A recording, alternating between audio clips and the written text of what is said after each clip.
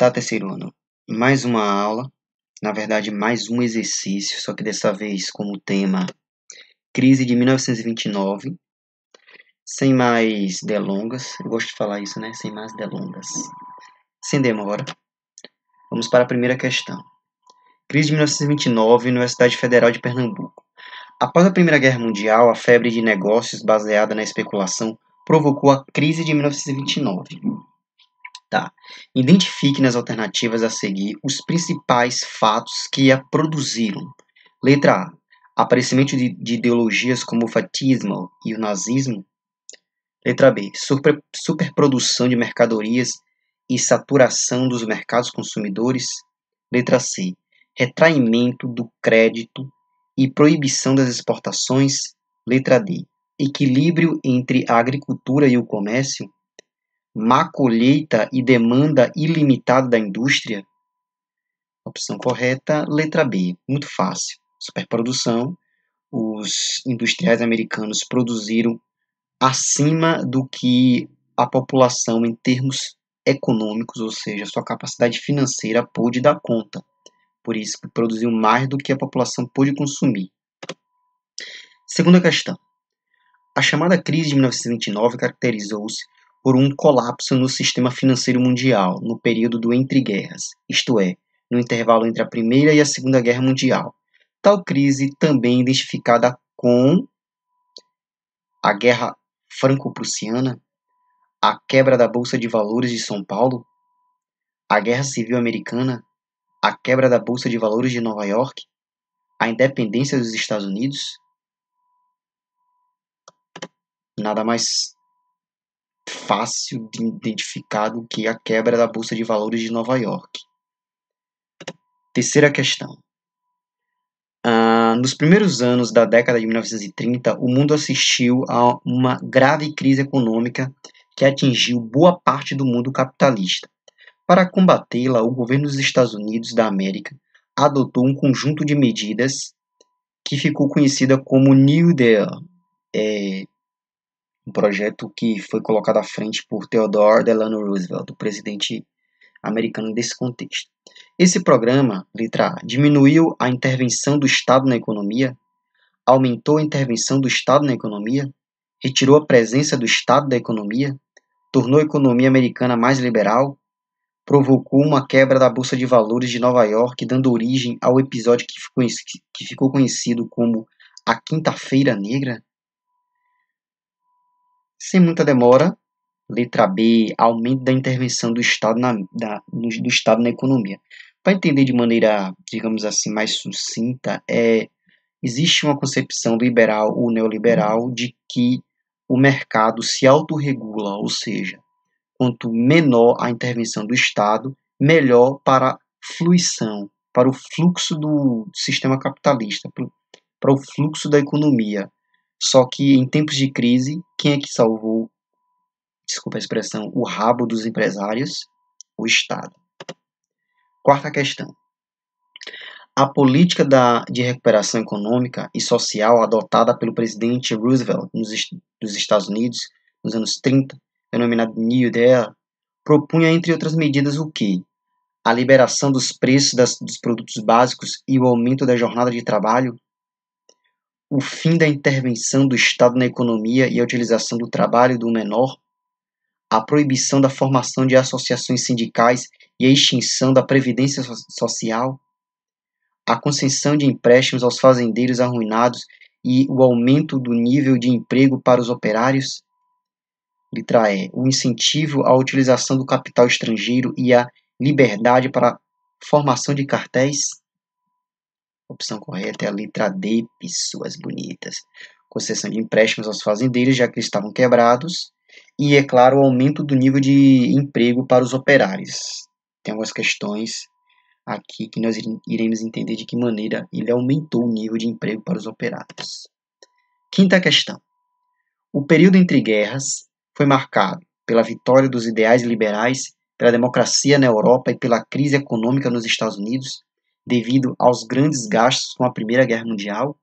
Letra B.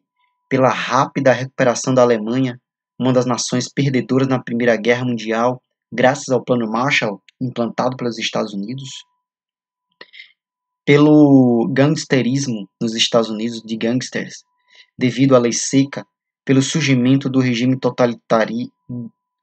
totalitários, como o nazismo e o fascismo, pelo crescimento da intolerância e do racismo. Letra D.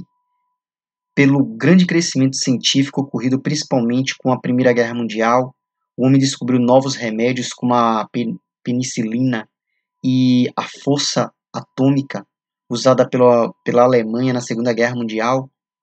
Letra E. Pela Belle Époque, os chamados anos dourados, pela vida luxuosa da burguesia europeia, enriquecida com a Primeira Guerra Mundial. Ao mesmo tempo, a miséria devastava a Rússia, o que levou à primeira revolução socialista da história? Ok. A opção correta é a letra C, lindos. Nos Estados Unidos, a gente está falando de Estados Unidos, né? Então tem que ser nos Estados Unidos.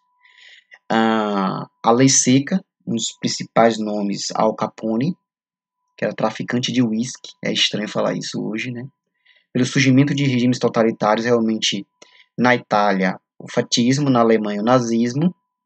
Em outros lugares também tinham ditadores como o franquismo e o salazarismo. Franquismo na Espanha e o salazarismo em Portugal. Sexta questão. O crack da bolsa, a quebra da bolsa de valores de Nova York, em 29, provocou falências de centenas de industriais, de bancos, de companhias de comércio e de transportes, e um desemprego em massa, que chegou a alcançar cerca de 15 milhões de trabalhadores nos Estados Unidos. No plano internacional, é correto afirmar que essa crise financeira, o que provocou exatamente? Não afetou o desenvolvimento das economias dos países europeus?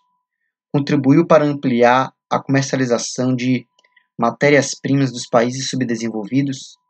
Não teve desdobramentos, já que era um fenômeno restrito aos Estados Unidos? Letra D. Provocou graves consequências para os países que exportavam para os Estados Unidos? Teve repercussões apenas nos países que perderam a Primeira Guerra Mundial? Qual será? Letra D, bonitos. Como eu expliquei na aula referente a esse conteúdo, os Estados Unidos criou uma rede de relação comercial com vários países. Então, quando os Estados Unidos quebrou, foi chamado efeito dominó, efeito cascata. Os outros países também caíram, os que mantinham comércio com ele, e praticamente o mundo todo. Sétima questão. A primeira decisão governamental que procurou solucionar a crise econômica financeira que atingiu o mundo capitalista na década de 30 foi o New Deal, como já lemos aqui, adotado por Theodore Delano Roosevelt, presidente dos Estados Unidos. Dentre as medidas principais desse programa, destaca-se, letra A, o encerramento dos investimentos governamentais em obras de infraestrutura, a imediata suspensão à criação de novos empregos, a política de estímulo à criação de novos empregos, a redução de incentivos à produção agrícola, o fim do planejamento e da intervenção dos estados na economia? Eu acho que todo mundo aqui já sabe qual é, né? Letra C. Política de estímulo à criação de novos empregos, que foi dada sobretudo pela construção de obras públicas. Oitava questão. Superman. Tá, observa a figura Superman na revista Super Interessante. É um personagem criado no contexto pós-crise de 1929. Então, qual foi a importância dele para esse contexto? Quase não saiu a palavra. Quando o Super-Homem, criado em 1938, pode-se afirmar que cumpriu o papel de quê? Estimular a conciliação entre americanos e nazistas? Restabelecer os valores que orientaram a formação dos Estados Unidos? Difundir o ideário da participação coletiva própria do capitalismo liberal? Produzir reflexão crítica a respeito do individualismo burguês? Ou letra E, fortalecer a autoestima da sociedade abalada pela depressão econômica? A opção correta é a letra E, bonitos. Foi um personagem criado num contexto de crise para tentar elevar a autoestima americana, estadunidense, né? O termo mais adequado. Nona questão. O período entre as duas guerras mundiais foi marcado por crise do capitalismo, do liberalismo e da democracia e polarização ideológica entre fascismo e comunismo. sucesso do capitalismo, do liberalismo e da democracia e coexistência fraterna entre fascismo e comunismo, estagnação das economias socialistas e capitalistas e aliança entre Estados Unidos e a União Soviética para deter o avanço fascista na Europa. Letra D.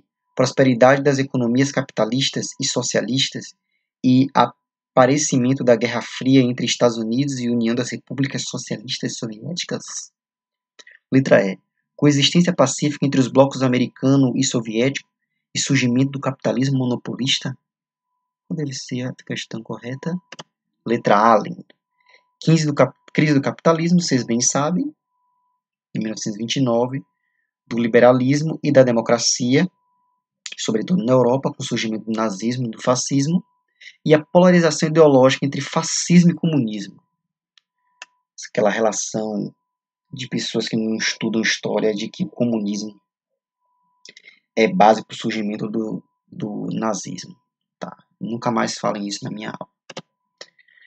10ª e última questão. Tá. O cartaz ao lado é do filme E o Vento Levou. Já assisti, o filme demora, é longo. Lançado em cores no ano de 1939 e dirigido, dá para identificar o contexto, né?